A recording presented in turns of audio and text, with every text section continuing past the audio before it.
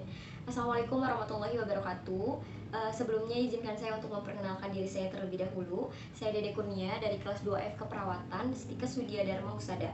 Ya, hari ini saya akan sharing dan juga akan mempraktikkan salah satu metode komunikasi yang ada di komunikasi. Ya, memang pada dasarnya pada metode komunikasi itu sangat bermacam-macam dan sangat berbeda-beda pada setiap bidangnya, terutama dalam dunia kesehatan. Misalnya nih, bagaimana berkomunikasi dengan perawat, kemudian bagaimana berkomunikasi perawat dengan dokter, kemudian bagaimana berkomunikasi perawat dengan tenaga medis lainnya, kemudian bagaimana berkomunikasi antara perawat dengan pasien atau bahkan keluarga pasien.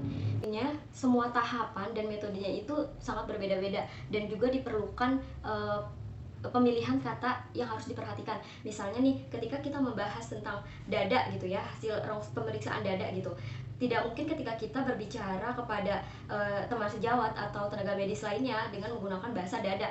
Tentunya itu akan menjadi lelucon gitu ya, akan diketawain gitu.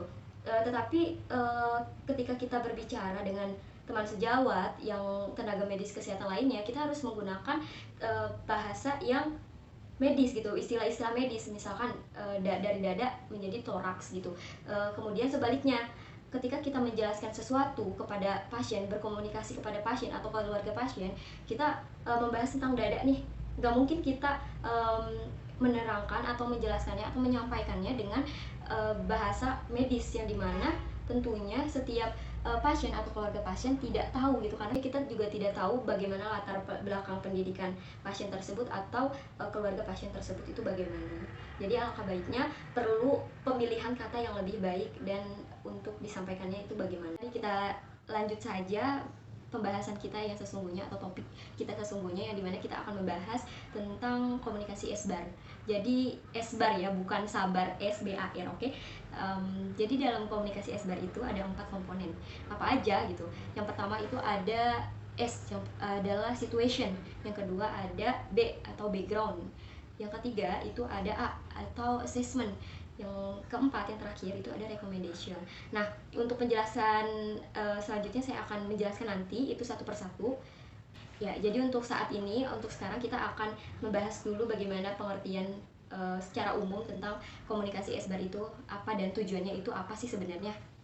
Ya, jadi untuk komunikasi SBAR ini adalah komunikasi yang efektif yang dimana dilakukan oleh para pemberi asuhan profesional, yang misalnya dilakukan oleh perawat dengan perawat, kemudian perawat dengan dokter, atau perawat dengan tenaga medis lainnya. Nah, dalam hal ini bertujuan untuk melaporkan atau menyampaikan suatu kondisi pasien tersebut. Nah, ada juga tujuan lainnya, yaitu untuk mengatasi hambatan-hambatan yang ada dalam komunikasi demi meningkatkan kesehatan pasien. Nah, untuk menyampaikannya, perawat biasanya menggunakan media telepon atau juga bisa pada saat handover. Nah, mereka berbincang tentang kondisi pasien tersebut dengan menggunakan komunikasi SBAR tersebut. Seperti yang sudah saya jelaskan sebelumnya, bahwa dalam komunikasi SBAR ini terdapat 4 komponen yang harus dipenuhi. Yang pertama yaitu ada situasi atau situation. Nah, dalam hal ini perawat menyampaikan situasi terkini terkait dengan kondisi pasien itu bagaimana, dengan menyebutkan data pasien, kemudian diagnosa pasien, dan lainnya yang akan disampaikan pada komponen ini. Jadi komponen kedua yaitu adalah background. Nah, background atau latar belakang. Nah, dalam hal ini perawat menyampaikan atau menjelaskan latar belakang pasien tersebut. Latar belakangnya itu seperti apa? Misalnya alasan pasien tersebut datang ke rumah sakit itu apa? Kemudian tindakan apa yang sudah dilakukan? Kemudian terapi apa yang sudah diberikan, dan bagaimana perkembangan pasien tersebut setelah dilakukan tindakan dan diberikan terapi tersebut. Untuk komponen yang ketiga yaitu assessment, yang dimana dalam hal ini perawat menyampaikan analisis yang berkaitan dengan kondisi pasien. Yaitu komponen yang keempat adalah recommendation atau saran. Nah, yang dimana dalam hal ini perawat juga bertanggung jawab untuk menyampaikan sarannya bagaimana. Kemudian dokter juga akan memberikan sarannya terkait dengan kondisi yang sesuai dengan kondisi pasien tersebut. Ya, baik, kalau tadi kita sudah membahas tentang bagaimana pengertiannya, kemudian tujuannya seperti apa, dan kemudian juga terdapat 4 komponen itu apa saja. Untuk selanjutnya kita akan mempraktikkan bagaimana komunikasi SBAR antara perawat dengan dokter.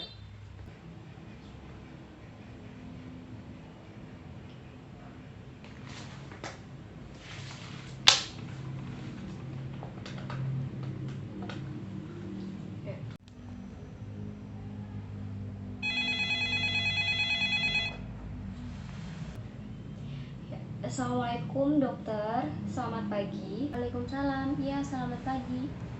Perkenalkan, saya perawat Dede Kurnia dari bangsal penyakit dalam. Baik, ada yang bisa saya bantu? Ya dok, hari ini saya ingin menyampaikan terkait kondisi pasien Tuan A. Ya, saat ini pasien ada di bangsal dengan kondisi tekanan darahnya 110/70 mm Hg, kemudian nadinya 100 kali per menit, kemudian frekuensi pernafasannya 20 kali per menit.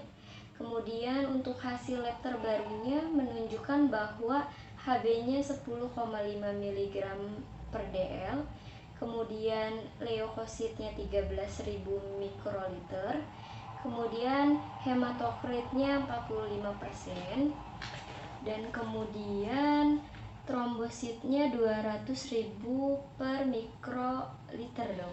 Baik, boleh saya tahu diagnosa medisnya? Ya, untuk kondisi Tuan A masuk pada tanggal 24 Mei 2021.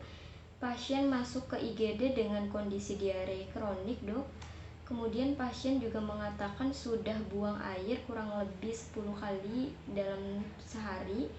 Kemudian fesesnya cair, dan pasien juga mengeluh ada keluhan nyeri ulu hati dan juga ada mual dan muntah. Kemudian pasien juga mengatakan sudah minum obat orali, tetapi pada tanggal 24 tersebut pasien merasakan tidak nyaman pada badannya, sehingga ia memutuskan untuk ke rumah sakit, dan di IGD pasien sudah diposisikan supinasi.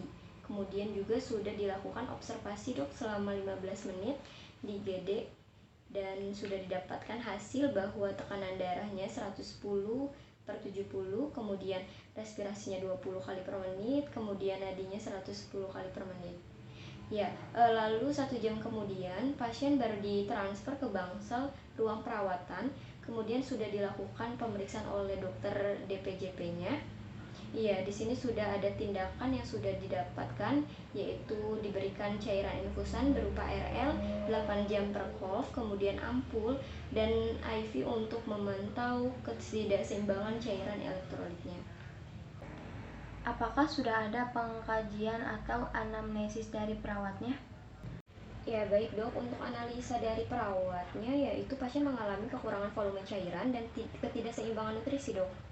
Ya, di sini juga kami sudah menyarankan apakah pasien bisa digantikan cairan infusnya menjadi 6 jam per kolf dok, atau bagaimana? Atau dokter mempunyai saran lain? Oke, baik sus, saran saya pasien tetap diberikan cairan infus RL 6 jam per kolf.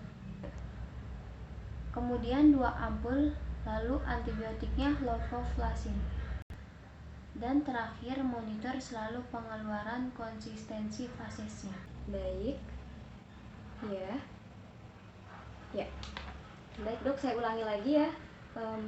Saran yang dokter sampaikan tadi, untuk Tuan A diberikan cairan infus tetap berupa RL, tetapi diganti menjadi 6 jam per kolf, kemudian 2 ampul, kemudian untuk antibiotiknya levofloxacin, dan yang terakhir monitor selalu pengeluaran konsistensi fesesnya. Baik, itu saja saran saya sus. Ya baik dok, untuk sarannya sudah saya catat. Terima kasih untuk sarannya. Wassalamualaikum warahmatullahi wabarakatuh.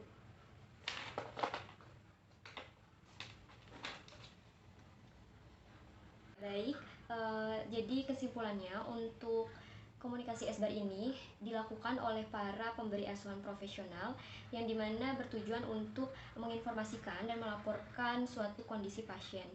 Nah, adapun 4 komponen yang perlu dikuasai itu adalah situation, kemudian background, kemudian assessment, dan recommendation, yang dimana 4 komponen itu harus dipenuhi dan harus disampaikan agar komunikasi tersebut lebih efektif dan lebih jelas mengarah pada kesehatan pasien tersebut. Ya baik, itu saja penjelasan yang saya sampaikan, dan apabila videonya kurang berkenan dan banyak kesalahan penggunaan kata, saya mohon maaf. Wassalamualaikum warahmatullahi wabarakatuh.